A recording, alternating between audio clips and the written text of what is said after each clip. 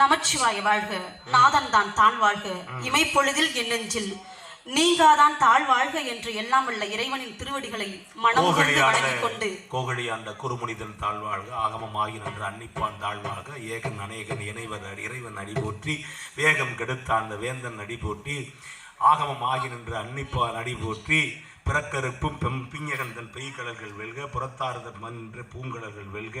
நமச்சிவாய வாழ்க, நாதன் தான் தாழ்வாழ்க, எல்லாம் வல்ல இறைவனை வணங்கிக் கொண்டு கிராமத்து தெய்வம் என்று அழைக்கக்கூடிய எம்பிராட்டி பிடாரி அம்மனின் பொன்னார் திருவடிகளை மனம் மொழி மேகலால் போற்றி வணங்கி, வேர்க்காற்றில் வீற்றிருக்கும் ஆதிவரா சக்தியவள் முருகன் நன்மையவள் வேண்டும் வரம் தந்திடுவாள்.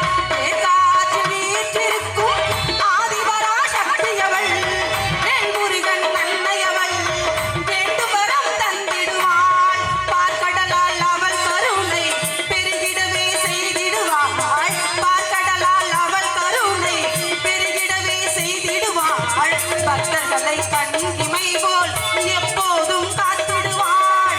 பக்தர்களை கண்ணிமை போல் எப்போதும் காத்திடுவாள். வேர்க்காற்று வாழ்ந்திருக்கும் ஆதிவரா சக்தியவள் வேல்முருகன் நன்மையவள் வேண்டு வரம் தந்திடுவாள். வேண்டு வரம் தந்திடுவாள். வேண்டு வரம் தந்திடுவாள்.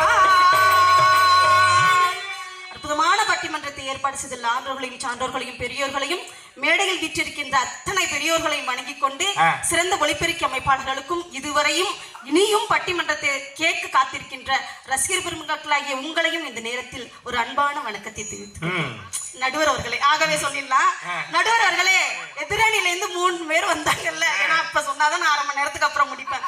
அதானே என்னை பத்தி உனக்கு தெரியும், உன்னை பத்தி எனக்கு நமக்கு சரி, ஏன்னா ஓம் சக்தி பாலனுக்கு தெரியும். ஆனா நடுவர் அவர்களே வந்து 3 பேர் பேசினாங்கல்ல, என்ன சொன்னாங்க? பிக் பாஸ்னா முதல்ல என்னன்னு தெரிஞ்சுங்க. ஒரு குடும்பத்தை யாரு நிர்வாகம் பண்றா, அங்க இருந்து வந்து காசு கொடுத்தாலும் சரி, காசு கொடுக்கலனாலும் சரி, நீங்க குடும்பத்தை நடத்தினாலும் சரி, குடும்பத்தை நடத்தலனாலும் சரி, ஆனால் ஒரு குடும்பம் தலை தூக்கி இருக்குதுன்னா அந்த இடத்துல ஆண் நிக்கிறாளா பெண் நிக்கிறாளான்றாங்க. தலை தூக்கினா என்னன்னு உங்களுக்கு தெரியணுமா? நல்லா தெரிஞ்சுங்க. சின்ன பிள்ளைங்களா இருக்கும் போது என்ன தலை தூக்கினா அவருக்கு தெரியாதுமா, நான் சொல்றேன். தலை தூக்கினா என்ன தெரியுமா? வீட்டுக்கு போனாலும் ஏதாவது ஒரு கஷ்டகாலம் வரும்போது அந்த உண்டியல் இருக்கிற காசு வச்சு குடும்பத்தை நடத்தலாம். அவன் சம்பாரிச்சாலும் சரி. சொல்லுங்க, ஆம்பளை பிள்ளைக்கு உண்டியல் வாங்கி கொடுக்க மாட்டாங்களே? வாங்கி கொடுப்பாங்களே. ஆம்பளை பிள்ளைக்கு உண்டியல் வாங்கி கொடுப்பாங்க. வாங்கி கொடுப்பாங்க. ஆம்பளை பிள்ளை திறமைசாலி. பொம்பளை பிள்ளைக்கு உண்டியல் வாங்கி கொடுத்தா காசை போடும். ஆமா. ஆம்பளை பிள்ளை அது பாக்கெட்ல இருந்து உண்டியல்ல காசை எடுத்து போடாது. அக்கா விட்டு உண்டியல் இருக்குல்ல, உப்பர சாப்பான் சாச்சு குச்சியை விட்டு ஆட்டினா ஒவ்வொரு காசா விழுவும். 10 1 ரூபா இருந்துச்சுன்னா 5 1 ரூபாய செலவு வச்சுக்கிட்டு 5 1 ரூபாய அவன் உண்டியல்ல போட்டுருவான். அக்கா பார்த்து என்னடா அடிக்கடி கேட்டுக்கிட்டே இருக்கான், வெயிட்டே ஆக மாட்டேங்குது, உண்டியல் காசு வேற ஒரு பக்கம் போச்சே. 7 வயசுல எவ்வளவு திறமை பாரு ஒரு ஆம்பளை. அந்த 7 வயசுல திருடுறதுதான் கல்யாணம் பண்ணிட்டு வந்த பிறகு பொண்டாட்டி ஒத்த காத்துக்கு தோட்டா திருடுறதுன்னு சொல்லப்படாது. சரி, எடுக்கிறது. அதுக்கு பேரு எடுக்கிறதாங்க. என்னங்க இது, ஒரு குடும்பத்துல ஒரு பொருள் காணா போயிட்டுன்னா திருட்டு போயிட்டுன்னு தான் சொல்லுவாங்க. கவுத்து எடுக்க முடியுமா? என்னால இதெல்லாம் தெரியாதுன்னு. அவங்களுக்கு பொம்பளை பிள்ளைங்களுக்கு சேர்த்து வைக்க மட்டும் தாங்க தெரியும், திருட தெரியுமாங்க? சொல்லக்கூடாதுமா, எடுக்கிறது. சரி, ஒரு பொருள் காணா போயிட்டுன்னா என்ன சொல்லுவாங்க? முதல்ல காணா போச்சு, திருட்டு போச்சு. இந்த உண்டியல இருந்து அந்த உண்டியலுக்கு போயிருக்கு, இந்த இடம் மாறி இருக்கு, இந்த உண்டியல்ல இருந்து இவன் பாக்கெட்டுக்கு போயிருக்கு, அது எப்படி காணாம போச்சு? அதுக்கு பேரு எங்க ஊர்ல எல்லாம் திருட்டுதாங்க. பாத்தீங்களா, அவ வாங்கல்னாலே ஒத்துக்க மாட்டேங்கிறீங்க. பாத்தீங்களா, அடுத்து தம்பி ராமு வந்தாப்ல, என்ன பேச்சு. அங்க இருந்து வந்து அவங்க அக்கா வந்து என்னது 35,000 ரூபா சேர்த்து வச்சிருக்கீங்களா?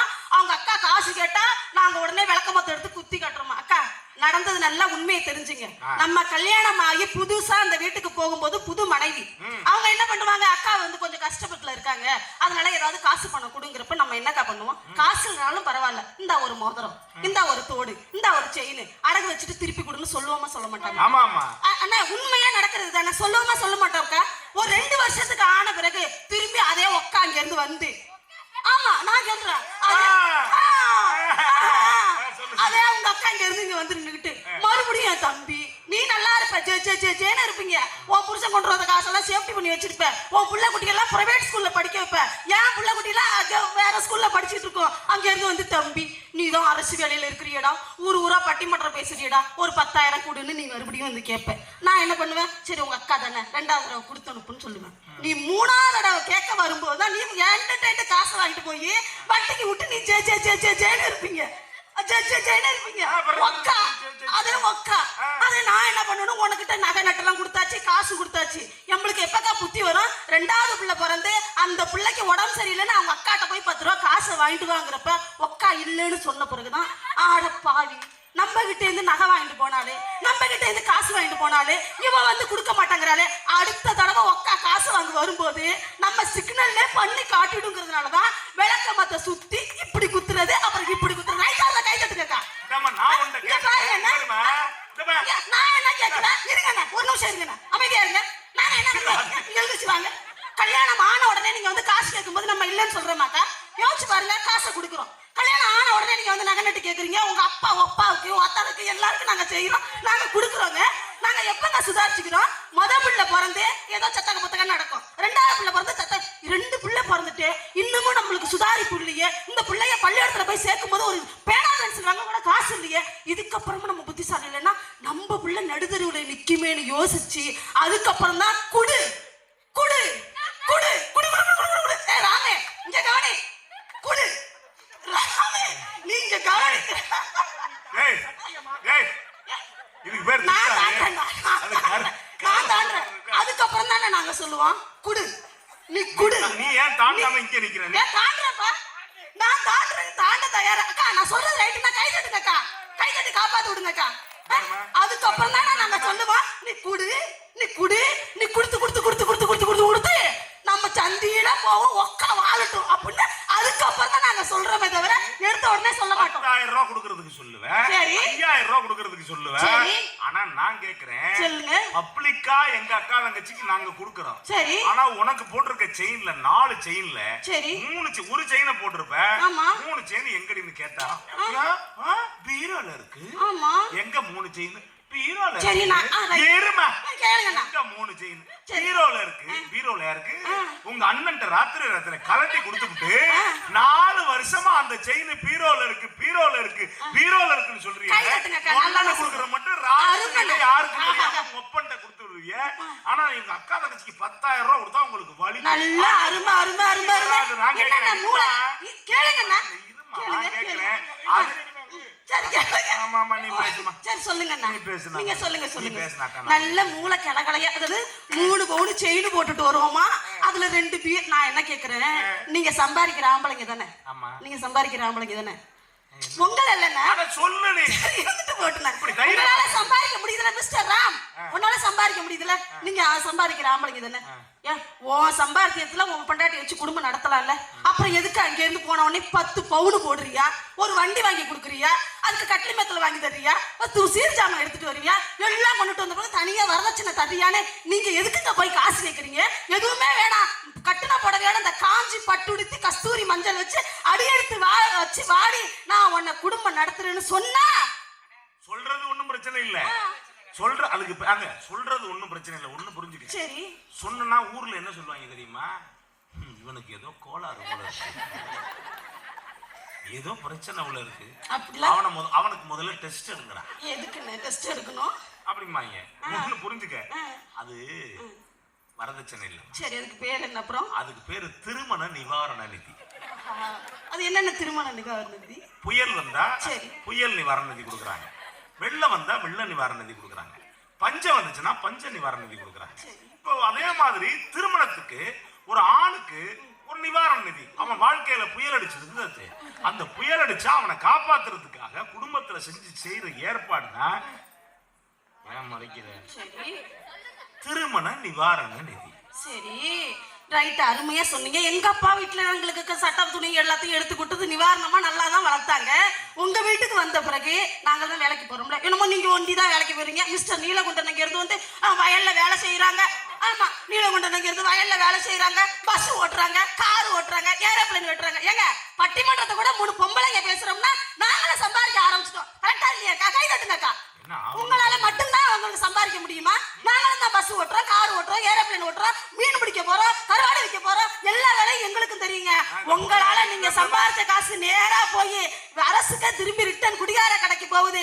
நாங்க சம்பாதிக்கிற காசும் உங்கள்ட்ட இருந்து திருடுற காசும் சேர்த்து வச்சு இந்த மாதிரி ஆளுங்களுக்கு கை கால் வழங்கல, போறப்ப ஆக்சிடென்ட் ஆயிடுச்சுன்னா யார்ட்டையும் பாரு 5-10 கேட்காம அந்த காசை வச்சு உங்களுக்கு வைத்தியம் பாக்குறோம்னா நாங்க சேர்த்து வைக்கிற காசு வேலை பாக்குறோம், அந்த வேலை பாக்குறோம், இந்த வேலை பாக்குறோம். போஸ்ட் மரம் ஏறு பாப்போம். ஏன் பொம்பளை பிள்ளைங்க பேச மரம் ஏறாதா என்னன்னு கேக்குறேன். ஏறு பாப்போம். எங்களால ஏற முடியும், ஆனா இப்போதைக்கு ஏற முடியாது. என்ன பேச்சு? சாமி கும்பிட்டுதான் நம்மளுடைய முன்னோர்கள் நம்மளை விட புத்திசாலிங்க, நம்மளை விட அறிவாளிங்க. அதனாலதான் அங்க மருதகாசி சொன்னா, நீ எம்புட்டு சேர்த்து வச்சாலும் சேர்த்த பணத்தை சிக்கனமா கொண்டுட்டு போய் உங்க அப்பா கையில கொடுக்காத அவர் நேரா டாஸ்மார்க்கு எடுத்துட்டு போயிடுவாரு. ஆனா உண்மையிலே சொல்லுங்கம்மா, மறந்துடாத, வரதட்சணைன்னு ஏன் உற்பத்தி பண்ணாங்க தெரியுமா? அந்த காலத்துல பெண்களுக்கு சொத்துரிமை கிடையாது. இல்ல, பெண்களுக்கு சொத்துரிமை கிடையாது. பெண்களே ஆம்பளை சொத்து தான். அதனாலதான் என்ன முடிவு பண்ணாங்க, எனக்கு தாய் தகப்பன் பார்த்துட்டு நம்ம புள்ள பிற்காலத்துல சிரமப்பட்டு போயிடும் அப்படின்ட்டு பெண்கள் பேர்ல சொத்தே இருக்காது. இன்னைக்கு பெண்கள் பேர்ல 1989க்கு பிறகுதான் பெண்கள் பேர்ல சொத்து வாங்கலாம். அதுக்கு முன்னாடி சொத்து வாங்க முடியாது. பெரிய அண்ணனும் செய்ய மாட்டானுவோ, எப்படி இருந்தாலும் நம்ம செத்து போன பிறகு அப்படியே தங்கா தங்கச்சி ஏமாத்திடுவாங்க. அது இல்ல, போட அதை பத்தி ஒண்ணு இல்ல.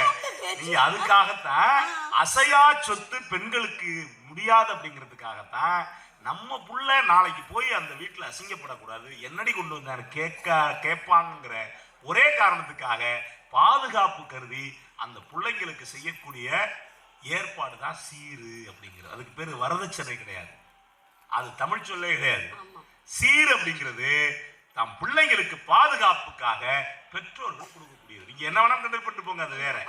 அதுக்காக தாங்க மருதகாசி அழகா சொன்னாங்க, சேர்த்து பணத்தை சிக்கனமா செலவு பையில பக்குவமா அம்மா கையில கொடுத்து போடு செல்ல கண்ணு, உங்க அப்பா கையில கொடுக்காத செல்ல கண்ணு. சேர்த்த பணத்தை சிக்கனமா, சேர்த்த பணத்தை சிக்கனமா செலவு பையில பக்குவமா அம்மா கையில கொடுத்து போடு செல்ல கண்ணு. அவங்க 600 ஆக்கு வாங்க செல்ல கண்ணு. மணப்பாறை மாடு கட்டி மாயவரம் ஏறு கூட்டி பயக்காட்ட உழுது போ செல்ல கண்ணு. நீ மாடு பூட்டி ஏறு ஓட்டி உழைச்சா அந்த காசு அம்மா கையில கொடுத்தாதான் அதுக்கு பேரு குடும்பம். ஏன்னா மருதகாசிக்கே தெரிஞ்சிருக்கு, பிக் பாஸ் வந்து உங்க அப்பா கிடையாது அம்மா தான் சொன்னா நீங்க என்னங்க சொல்ல வர்றீங்க? அதானே. ஆனா நடுவர்களே, நான் எதிரணியிலே நான் எந்த கேள்வியும் கேட்கலங்க, திட்டலாம் மாட்டேங்க. ஒரு பெண்மக அந்த காலத்துல பாருங்க எப்படி வேலை செஞ்சாலும் தன்மானம்னு ஒண்ணு இருந்ததோடதாங்க அவங்க வந்து நின்று அழகா வேலை செய்வாங்க. எப்படி ஆடை உடுத்தினாலும் அந்த ஆடையில பக்குவம் இருக்கும். நீங்க சொன்னீங்களே பனியன் பனியன் பனியன், ஏன் எங்க புடவை உதவி பண்ணாதா என்னமா கேக்குறீங்க? பனியனை கிழிச்சு நாங்க வந்து என்ன கேட்டாங்க, புடித்துணிக்கு யூஸ் பண்றோம். நல்லா தெரிஞ்சுக்கோங்க, எதுக்குமே யூஸ் ஆகாததை மட்டும்தான் நாங்க புடுதுணிக்கா வச்சுப்போம். எதுக்குமே யூஸ் ஆகாத ஒரு பொருளை மட்டும்தான் புடித்து நிக்க வச்சிருப்போம்.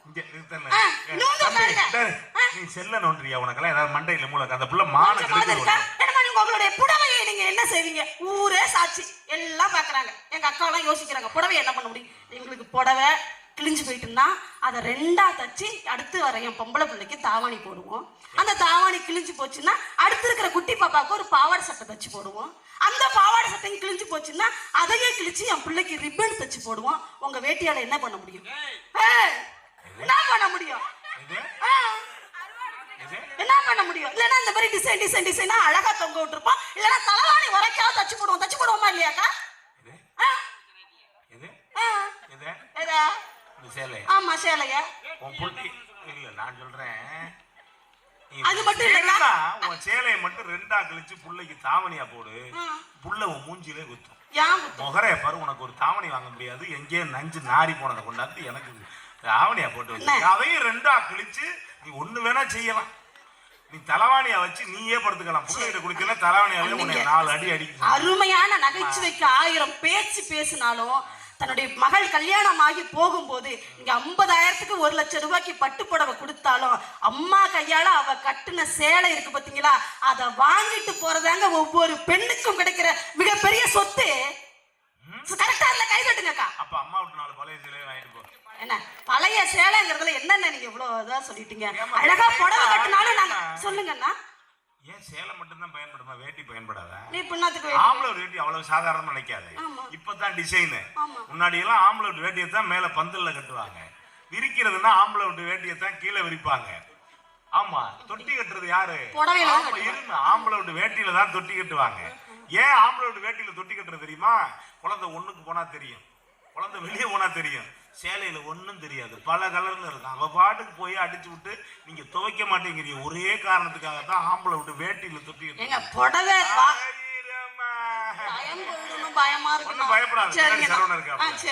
முடிச்சிடும், அவ்வளவுதான். அதிக வச்சா நம்ம 10 நிமிஷம் தானா? இல்ல நான் பேசலாம்.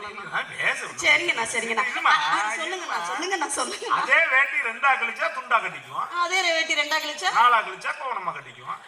அதுவும் கிழிஞ்சு போச்சுன்னா அழுவும் கிழிஞ்சு வச்சுன்னா இட்லி அவிக்க துணி அது.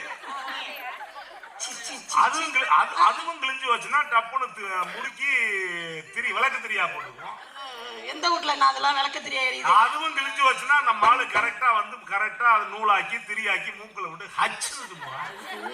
என்ன ஒரு கண்டுபிடி, எல்லாத்துக்கும் நாட்டத்துக்கு தான் பயன்படுது உங்களோடது. தும்முறதுக்கு, நோண்டுறதுக்கு, மூக்க நோண்டுறதுக்கு. அதெல்லாம் கிளியரா இருந்தா தான் மனுஷனா இருக்க முடியும். ஒண்ணு எப்பவுமே நல்ல வரவேற்பு அறையை விட டாய்லெட் சரியா இருந்தா தான் அந்த வீடு உருப்படும். அருமை பரவாயில்ல, எதுக்கும் ஒண்ணுத்துக்கு நீங்க யூஸ் ஆகுறீங்க, இருந்துட்டு போட்டுன. ஆனா அந்த சித்தாட கட்டுனாலும் நாங்க எவ்வளவு தெரியுமா கண்ணியமா இருக்கோம். எப்படி தெரியுமா இருக்கோம்? சித்தாட கட்டிக்கிட்டு சிங்காரம் பண்ணிக்கிட்டு மத்தாப்பு சுந்தரி ஒருத்தி மயிலாட வந்தாளா. சித்தாட கட்டிக்கிட்டு சிங்காரம் பண்ணிக்கிட்டு மத்தாப்பு சுந்தரி ஒருத்தி மயிலாட வந்தாளா. அத்தான பார்த்து அசந்து போய் நின்னாளா. அத்தான பார்த்து அசந்து போய் நின்னாளா. முத்தாக அரும்பெடுத்து குழந்தையில சரந்தொடுத்து, முத்தாக அரும்பெடுத்து குழந்தையில சரந்தொடுத்து முத்தார கள்ளி எடுத்து முத்தாரம் போட்டானா. முத்தார கள்ளி எடுத்து முத்தாரம் போட்டானா. எட்டாக பேசி இளமனச கொண்டானா. எட்டாக பேசி இளமனச கொண்டானா. கட்டிக்கிட்டு சிங்காரம் பண்ணிக்கிட்டு மத்தாப்பூ சூடனி ஒருத்தி மேலாக வந்தானா. சிங்கம் போல வீரம் உள்ளவனா, யானை வந்தாலும் பந்தாடு ஜெயிக்க வல்லவனா.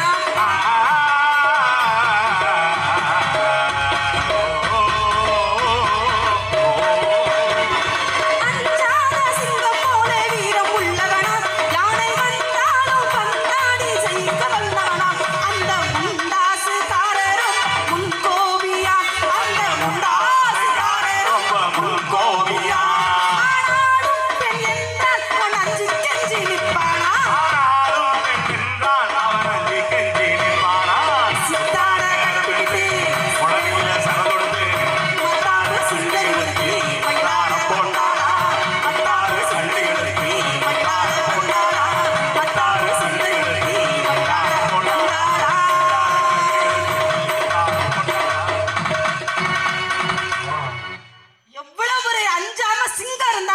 அந்த பொண்ணு ஒரு நிமிஷம் பார்த்து உன்னால இந்த வேலை செய்ய முடியும்னு சொல்லிட்டானா அவன் செய்வாங்க. அதான் வேற வழி இல்ல, இல்லன்னா 15 நாளைக்கு கஞ்சி கிடைக்கும். அப்படிலாம் நீங்க சொல்லாதீங்க. உண்மையா சொல்றேங்க. இங்க அடுத்து இந்த குடும்பத்துல உண்மையா ஒரு குடும்பம் நடக்குதுன்னா யாரால தெரியுமாங்க நடக்குது? ஃபார் எக்ஸாம்பிள் ராம், கொஞ்சம் கவனிங்க. கொஞ்சம் கவனிங்க. எல்லாரும் ஊரே சாட்சி, யூடியூப் வேற எடுக்கிறீங்க. அக்கா நான் யாரையும் தப்பா சொல்லல, நான் நல்லா கவனிங்க. ஒரு யாராவது வீட்டுல இருக்கும்போது ஒரு குடும்பஸ்தர் மிஸ்டர் நீலகண்டன் அண்ணா வீட்டுல இருக்காங்கன்னு வச்சுக்கோங்க. சும்மா ஃபார் எக்ஸாம்பிள் தானா, நீங்க கோச்சிக்க கூடாது. வீட்டுல இருக்கும்போது உங்களுக்கு தெரிஞ்ச யாராவது ஒரு ஆள் அங்க இருந்து வந்து உங்க மனைவி வீட்டுல இருக்காங்கன்னு வச்சுக்கோங்களேன். உங்க மனைவி வீட்டுல இருக்கிறாங்க, உங்களுக்கு தெரிஞ்ச யாரோ ஒரு ஆள் பட்டிமன்றம் புக்கிங் பண்றதுக்கு வந்திருக்காங்க, இல்ல விஓ சர்டிபிகேட் வாங்குறதுக்கு உங்க வீட்டுக்கு வந்திருக்காங்க. அங்க இருந்து வந்த உடனே மிஸ்டர் நீலகண்டன் சார் இருக்காங்களா அப்படின்னு கேட்பாங்க. ஒருவேளை நீங்க சொல்லாம எங்கேயாவது போயிட்டீங்கன்னா உங்க மனைவி என்ன சொல்லுவாங்க? நல்லா யோசிச்சு பாருங்க. அவங்க வீட்டுல நடக்கிறதுதான் என்ன சொல்லுவாங்க? வீட்டுக்காரர் எங்கே போயிருக்கிறாரு. சரி, எப்பமா வருவாங்க? எப்போ வருவாங்கன்னு தெரியலங்க. போய் எத்தனை நாள் ஆகுது? போயிட்டு விட்டு போய் ஒரு 2 நாள் ஆகுதுங்க. போனுங்க என்ன பண்ணாங்களா? இல்ல போகல. நீங்க ஏன் அவசரப்படுறீங்க? எங்கே பட்டிமன்றத்துக்கு போனாரு, இன்ன வரைக்கும் 2 நாள் ஆகுது வரல. போன் பண்ணீங்களா? செல்லு சுவிட்ச் ஆஃப்னு வருதுங்க. அவரு ஏதாவது போன் பண்ணாரா? இது வரைக்கும் வரலங்க. சரி வாங்க போவோம். 2 நாள் சேர்ந்து சார் வந்துருவாங்க, நம்ம விசாரிச்சு கொண்டு அழகா நல்ல முறையில போயிடுவாங்க. இதெல்லாம் நடக்கும். நம்ம வீட்டுக்கு யாராவது நம்ம வீட்டுக்கார தேடி வந்தாங்கன்னா, நம்ம வீட்டுக்காரர் எங்கேயே போயிருக்கிறாரு, வரதுக்கு 2 நாள் ஆகும் அப்படின்னு சொல்லிட்டாங்கன்னா அப்படியே போயிடுவாங்க. இதே ஆப்போசிட்டா யோசிச்சு இப்ப கோச்சுக்காதீங்கன்னா, இல்ல ராமன் கோச்சுக்காத, என்ன ஆட்டிக்கிட்டாங்க, உண்மைதானே சொல்றேன். நீலகண்டனோட வைஃப் வீட்டுல இருக்காங்க. இப்ப கேட்டாங்களா? இல்ல இப்ப கேட்டாங்களா? இப்ப நடந்ததுதான். இப்ப ஆப்போசிட்டா நீலகண்டன் அண்ணன் வீட்டுல இருக்கும்போது யாரோ வேணாம், அவங்க சொந்தக்காரவங்க, பொண்ணு கொடுத்த சொந்தக்காரங்க வந்து அங்க இருந்து நீலகண்டன் சார் உங்க வீட்டு அம்மா எங்க? இவங்க பதில் சொல்லலாம், இங்க பட்டிமன்றத்துக்கு போயிருக்கா, இல்ல எங்க போயிருக்கா, எப்ப வருவாங்கன்னு தெரியல, போன் பண்ணீங்களா? போன் பண்ண செல்லு சுவிட்ச் ஆஃப்னு வருது, அங்க இருந்து ரிட்டர்ன் போன் வந்துச்சா, இது வரைக்கும் வரல. என்ன நினைச்சிட்டு போவாங்க? என்ன நினைப்பாங்க? நீங்க சொல்லுங்கண்ணா. எந்த ஆம்பளையும் அது மாதிரி சொல்ல மாட்டாங்க. ஏன் சொல்ல மாட்டாங்க? ஏன் தெரியுமா? ஏன்? ஆம்பளைக்கு ஒரு கணக்கு இருக்கு. என்ன கணக்கு இருக்கு? ஏன் தேவையில்லாம சொல்லிக்கிட்டு வெளியில போயிருக்காங்க, அவங்க அக்கா வீட்டுக்கு போயிருக்காங்க, அப்படியே அவங்க தங்கச்சி வீட்டுக்கு போவாங்க, அப்படியே அவங்க அம்மா வீட்டுக்கு போவாங்க, போயிட்டு 4 நாள் கழிச்சு வருவாங்க அப்படின்னு சொல்லுவாங்க. அப்படின்னு சொல்லி, ஆனா நீங்க தான் பார்த்தோன்னே எங்க போனுச்சுன்னு தெரியல, எங்க வந்துச்சுன்னு தெரியல, சுவிட்ச் ஆஃப் பண்ணிருச்சு. அது வேலையே இதுதாக்கா. 20 வருஷமா எங்க போகுது, என்ன பண்ணுது, யார பாக்குது, அட யாக்கா உனக்கு தெரியுமாக்கா? அண்ணே பொய் சொல்லி சொல்லாதீங்க, மனசாட்சியை தொட்டு சொல்லுங்க. ஒரு ஆண்மகன் வீட்டுல இருந்தானா வரக்கூடியவங்க எப்படி யோசிச்சா, இவன் எல்லாம் பொண்டாட்டியை வச்சுட்டு குடும்பம் நடத்துற, எங்க போனுச்சுன்னு தெரியல, எங்க வந்துச்சுன்னு தெரியல, எப்ப வரும்னு தெரியல, எப்ப போகுன்னு தெரியலையேன்னு அந்தண்ட போய் முணுமுணுத்துட்டு உங்க மனசு எப்ப வருவா, எங்க போயிருக்கான்னு தெரியலையேன்னு நெஞ்சு பக்கு பக்கு பக்கு பக்குன்னு அடைக்குது பாத்தீங்களா? அப்ப தெரியுங்க வீட்டுல இருக்கிற பிக் பாஸ் அதாவது புருஷனா பொண்டாட்டியாங்கிறது. அதாங்க அழகா பாட்டுல சொன்னா, புள்ளை கூட பாட வைத்த புல்லாங்குழல், இந்த கல்லை கூட வணங்க வைத்த கலை தேவதை, புள்ளை கூட பாட வைத்த புல்லாங்குழல், இந்த கல்லை கூட வணங்க வைத்த கலை தேவதை, ஜீவன் வந்தானே என்னோடு நாளும் காப்பேனே நெஞ்சோடு, இந்த புள்ளை கூட பாட வைத்த புல்லாங்குழல், இந்த கல்லை கூட வணங்க வைத்த கலை தேவதை. ஒரு புள்ள கூட எனக்கு புருஷனா நிமித்தி வாழ வைக்க முடியும்னா அது மனைவியால மட்டும்தாங்க முடியும். ஊரே ஏதாவது ஒரு தொழில் நடுவர்களே என்னன்னா சொல்லுங்க. ரொம்ப சிறப்பா பேசியிருக்கேன். 1:30 மணிக்கு முடிக்கணும். சரிண்ணா, நான் லாஸ்டா ஒரு 5 நிமிஷத்துல முடிச்சிடுறேன்.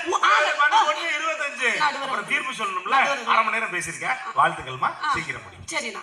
நீங்க உலகமே உங்களை எந்த தொழில் செஞ்சு ஜெயிச்சு நீங்க தோத்து எப்படி முன்னேறினாலும் சரி, பட்டிமன்றத்துல வெற்றி அடைஞ்சாலும் சரி, தோல்வி அடைஞ்சாலும் சரி, நீங்க வாழ்க்கையில ஏதாவது ஒரு எக்ஸாம்பிள் தானா, ஒரு பதறாதீங்கன்னா, ஒரு விவசாயம் பண்ணி தோத்துட்டீங்கன்னு வச்சுக்கோங்க, ஏதோ ஒரு பிசினஸ் பண்ணி தோத்துட்டீங்கன்னு வச்சுக்கோங்க, உற்றார் உறவினர் எல்லாம் என்ன சொல்லுவாங்க, ஆள தெரியல, அவனுக்கு இருக்கிற காசை கொண்டு போய் விட்டுட்டு ஏமாந்து நிக்கிறான், எப்படி வாழ்வுன்னு தெரியல, அவன் போய் நஷ்டம் அடைஞ்சிட்டு நிக்கிறான், எப்படி அவன் முன்னேறுவான்னு தெரியலன்னு ஊரு உலகம் பேசும். ஒத்த காசு உங்ககிட்ட கையில இல்ல, காசு இருக்கும்போது அக்கா தங்கச்சி அண்ணன் தம்பி எல்லாம் வந்து நிற்பாங்க, உங்ககிட்ட ஒத்த காசு இல்ல, உங்களால அடுத்த அடி எடுத்து வைக்க முடியல, நீங்க நொடமா இருக்கும் போது யார் தெரியுமாங்க உங்களுக்கு ஆறுதல் சொல்லுவா? நீங்க கல்யாணம் பண்ணின 3 முடிச்சுக்கிட்ட அந்த மனைவி வந்து உங்க கரம் பிடித்து சொல்லுவா, என்னையா காசு, என்னையா பணம், இன்னைக்கு இருக்கும் நாளைக்கு போகும், புள்ள குட்டி என்னையா, அது எது சம்பாரிச்சு அது எது சாமர்த்தியம் இருக்கும், ஆனா இந்த உடம்புல மூச்சுன்னு ஒண்ணு இருக்கிற வரைக்கும் நான் இருக்க கவலைப்படாதையான்னு ஒத்த வார்த்தை சொல்றா பாத்தீங்களா? அந்த வார்த்தைகளை தாங்க ஆண்மகனுடைய தைரியமே அடங்கியிருக்கு. நடுவர் அவர்களை நிறைவாக இன்றைக்கு மூலதனத்தின் தந்தை என்று அழைக்கக்கூடியவர் ஆடம் ஸ்மித், ஆனால் சமத்துவத்தின் தந்தை என்று சொல்லக்கூடியவர் காரல் மார்க்ஸ். காரல் மார்க்ஸ் மூலதனம் என்ற நூலை எழுதுவதற்கு காரணம் நண்பனாக இருந்தாலும் மிகவும் பிரபு வம்சத்தில் இருந்து பிறந்த தன்னுடைய மனைவி ஜென்னியால்தான் அவர் உயர்ந்தார் என்று சொன்னால் யாராலும் அது மறக்கவும் முடியாது. நீங்கள் ஆரம்பத்தில் கண்ணகியை சொன்னீர்கள், நடந்து வரும்போது அவருடைய பாதத்தை அழகாக சொல்வார்கள், பொன்மகள் பாதத்தை மண்மகள் அறிந்தினார் என்று. மண்மகள் அறிந்தினாள் அப்படின்னு, ஏன்னா அவளுடைய பாதத்தை மண்ணே பார்த்தது இல்லையாம். ஆனால் அப்பேற்பட்ட கண்ணகி காலில் செருப்பு கூட அணியாமல் கணவனுக்காக நடந்தே போய் வாதாடி எதிரே இருக்கவரை என்னுடைய எவ்வளவு பெரிய மன்னனாக இருந்தாலும் தன்னுடைய கணவன் கள்வன் அல்ல என்று வாதாடினாள் என்று சொன்னால், தன்னுடைய கணவனுக்காக எந்த நிலைக்கு வேணாலும் செல்லக்கூடியவள் பெண்தான் என்ற காரணத்தினால் இருக்கக்கூடிய தெய்வம் பிடாரி தெய்வம். எதிரே இருப்பவர்கள் யாரால், நீங்க ஆரம்பத்திலே ஒரு வாக்கு ஒண்ணு சொல்லிட்டீங்க, கொலை செய்வதற்கு கூட தயங்க மாட்டாள் என்று நீங்கள் சொன்ன காரணத்தினால் நடுவர் அவர்களே, அது குடும்பத்துல பிக் பாஸா இருப்பது ஆண்களை விட பெண்கள் தான் என்ற தீர்ப்பை நீங்கள் தர வேண்டும் தர வேண்டும் தர வேண்டும் என்று சொல்லிக்கொண்டு நல்லதொரு வாய்ப்புக்கு நன்றி கூறி இடம் அமர்கிறேன். நன்றி, வணக்கம்.